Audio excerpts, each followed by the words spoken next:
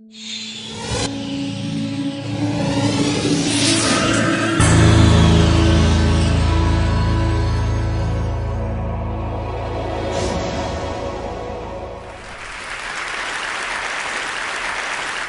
a bug lover myself, not from childhood, by the way, but rather late.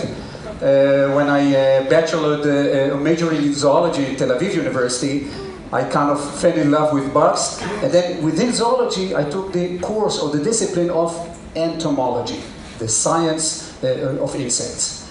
And then I thought myself, how can I be practical or help in the science of entomology? And then I moved to the world of plant protection. Plant protection from insects, from bed bugs. And then, within plant protection, I came into the discipline of biological pest control, which we actually define as the use of living organisms to reduce populations of noxious plant pests. So it's a whole discipline in plant protection that aiming at reduction of chemicals. And biological pest control, by the way, or these good bugs that we are talking about, they exist in the world for thousands and thousands of years. For a long, long time. But only in the last 120 years, people started, or people knew more and more how to exploit or how to use this biological control phenomenon, or in fact, natural control phenomenon to their own needs. Because biological control phenomena, you can see it in your backyard. Just take a magnifying glass. You see what I have here? That's a magnifier. Times 10. Yeah? Times 10. You just open it, you just twist leaves, and you see a whole new world of minute insects or little spiders of 1 millimeter, 1.5, 2 millimeters long, and you can distinguish between the good ones and the bad ones. So this phenomenon of natural control exists literally everywhere. Here in front of this building, I'm sure. Just have a look at the plants. So it's everywhere, and we need to know how to exploit it. Well, let us go just hand by hand and browse through just a few examples. What is a pest? What damage it actually inflicts on the plant? And what is the natural enemy, the biological control agent, or the good bug that we are talking about? In general, I'm going to talk about insects and spiders, or mites, let us call them. Insects, those 6-legged organisms, and spider or mites, the 8-legged organisms. Let's have a look at that. Here is a pest, devastating pest, a spider mite, because it has a lot of webbing, like a spider. You see the mother in between, and 2 daughters probably on the left and right, and a single egg on the right-hand side. And then you see what kind of damage it can inflict. On your right-hand side, you can see a cucumber leaf, and in the middle, cotton leaf, and on the left, a tomato leaf with these little stippling. They can literally turn from green to white because of the sucking, piercing mouth parts of those spiders. But here comes nature that provides us with a good spider. This is a predatory mite, just as small as the spider mite, by the way. 1 millimeter, 2 millimeter long, not more than that. Running quickly, hunting, chasing the spider mites. And here you can see this lady in action. On your left-hand side, just pierces, sucks the body fluids on the left-hand side of the pest mite, and after 5 minutes, this is what you see. Just typical dead corpse, shriveled, sucked out dead corpse of the spider mite, and next to it, 2 satiated individuals of predatory mice, a mother on the left-hand side, a young nymph on the right-hand side. By the way, a meal for them for 24 hours are about 5 individuals of the spider mites, of the bad mites, and or 15 to 20 eggs of the pest mites. By the way, they are hungry, always. And there is another example, aphids. By the way, it's springtime now in Israel. When temperature rises sharply, you can see those bad ones, those aphids, all over the plants. In your hibiscus, in your lantana, on the young, fresh foliage of the spring flush, so-called. By the way, with aphids, you have only females, like Amazons. Females giving rise to females, giving rise to other females. No males at all. Parthenogenesis, was so-called. And they are very happy with that, apparently. And here you can see the damage. Those aphids secrete some sticky, sugary liquid called honeydew. And this just clogs the upper parts of the plant. Here you see a typical cucumber leaf that turned actually from green to black because of a black fungus, sooty mold, which is covering it. And here comes the salvation through this parasitic wasp. Here we are not talking about a predator, here we are talking about a parasite. Not a two-legged parasite, but an eight-legged parasite, of course. Yeah? This is a parasitic wasp, again, 2 meters long, slender, a very quick and sharp flyer. And here you can see this parasite in action, like in an acrobatic maneuver. She stands vis-a-vis in front of the victim on the right-hand side, bending its abdomen and inserting a single egg into the body fluids of the aphid. By the way, the aphid tries to escape. She kicks and bites and secretes different liquids, but nothing will happen. In fact, only the egg of the parasitoid will be inserted into the body fluids of the aphid, and after a few days, depends upon temperature, the egg will hatch, and the larva of this parasite will eat the aphid from the inside. And this is all natural. This is all natural. This is not fiction, nothing at all. Again, in your backyard. In your backyard. Absolutely. And this is the end result. This is the end result. Mummies. M-U-M-M-Y. This is the visual result of a dead aphid encompassing inside, in fact, a developing parasitoid that after a few minutes you see halfway out, the birth is almost complete. You can see it, by the way, in different movies, etc. And it takes just a few minutes, and if this is a female, she will immediately mate with a male, and off she goes, because time is very short. This female can live only 3 to 4 days, and she needs to give rise to around 400 eggs. That means she has 400 bad aphids to put her eggs into their body fluids. And this is, of course, not the end of it. There is a whole wealth of other natural enemies, and this is just the last example. Again, we'll start first with the pest, the thrips. By the way, all these weird names, huh? I didn't bother you with the Latin names of these creatures, okay? Just the popular names. But this is a nice, slender, very bad pest.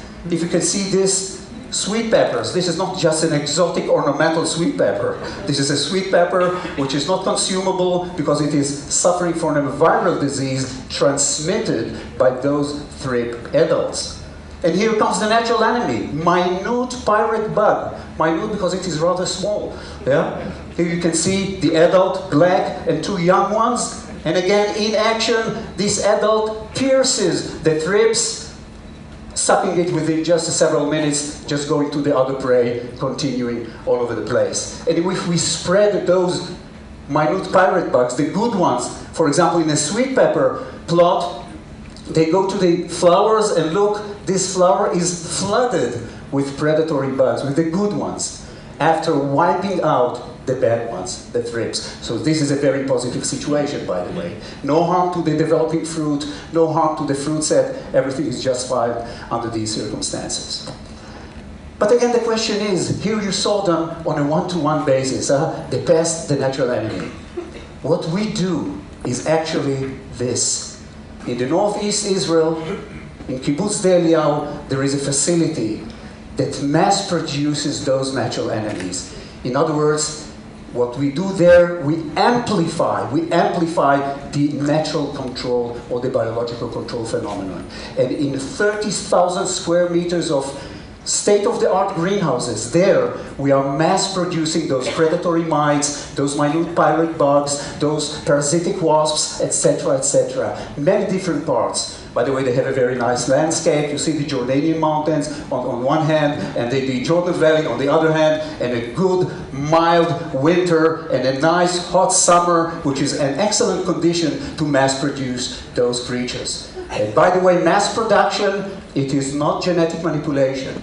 There are no GMOs, genetically modified organisms whatsoever. We take them from nature, and the only thing that we do, we give them the optimal conditions under the greenhouses or in the climate rooms in order to proliferate, multiply, and reproduce.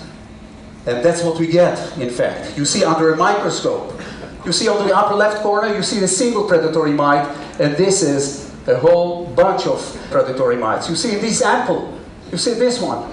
I have 1 gram of those predatory mites. 1 gram, 80,000 individuals. 80,000 individuals are good enough to control 1 acre, 4,000 square meters of a strawberry plot against spider mites for the whole season of almost 1 year. And we can produce from this, believe you me, several dozens of kilograms on an annual basis. So this is what I call amplification of the phenomenon. And no, we do not disrupt the balance. On the contrary, because we bring it to agricultural plot where the balance was already disrupted by the chemicals. Here we come with those natural enemies in order to reverse a little bit the wheel and to bring more natural balance to the agricultural plot by reducing those chemicals. That's the whole idea. And what is the impact? In this table you can actually see what is an impact of a successful biological control by good bugs. For example, in Israel, where we employ more than 1,000 hectares, 10,000 dunams in Israeli terms of biological pest control in sweet pepper under protection, 75% of the pesticides were actually reduced. And in the Israeli strawberries, even more, 80% of the pesticide, especially those aimed against pest mites in strawberries. So the impact is very strong. And there goes the question, especially if you ask growers, agriculturists, why biological control? Why good bugs? By the way, the number of answers you get equals to the number of people you ask. But if we go, for example, to this place, southeast Israel, the Arava Valley, along the Great Rift Valley, where the really top-notch, the pearl of the Israeli agriculture is located, especially under greenhouse conditions or under screenhouse conditions. If you drive all the way to Eilat, you see this, just in the middle of the desert. And if you zoom in, you can definitely watch this. Grandparents with their grandchildren distribute the natural enemies, the good bugs, instead of wearing special clothes and gas masks and apply chemicals. So safety with respect to the application, this is number one answer that we get from growers, why biological control? Number two, many growers are in fact petrified from the idea of resistance, that the pests will become resistant to the chemicals. Just in our case, that bacteria become resistant to antibiotics. It's the same, and it can happen very quickly. Fortunately, in the biological control or in the natural control, resistance is extremely rare. It hardly happens, because this is evolution. This is the natural issue. Unlike resistance, which happens in the case of chemicals. And thirdly, public demand. Public demand, the more the public demands reduction of chemicals, more growers become aware of the fact they should, wherever they can and wherever possible, replace the chemical control with biological control. Even here, there is another grower, you see, very interested in the bugs, the bad ones and the good ones, wearing this magnifier already on her head, just walking safely in her crop. Finally, I want to get to my vision, or in fact to my dream. Because you see, this is the reality. Have a look at the gap. If we take the overall turnover of the biocontrol industry worldwide, it's $250 million. And look at the overall pesticide industry in all the crops throughout the world. I think it's times 100 or something like that, 25 billion. So there's a huge gap to bridge. So actually, how can we do it? How can we bridge, or let's say narrow this gap in the course of the years? First of all, we need to find more robust, good and reliable biological solutions. More good bugs that we can either mass produce or actually conserve in the field. Secondly, to create even more intensive and strict public demand to reduction of chemicals in the agriculture of fresh produce. And thirdly, also to increase awareness by the growers to the potential of this industry. And this gap really narrows. Step by step, it does narrow. So I think my last slide is, all we are saying, we can actually sing it, give nature a chance. So I'm saying it on behalf of all the biocontrol practitioners and implementers in Israel and abroad. Really give nature a chance. Thank you.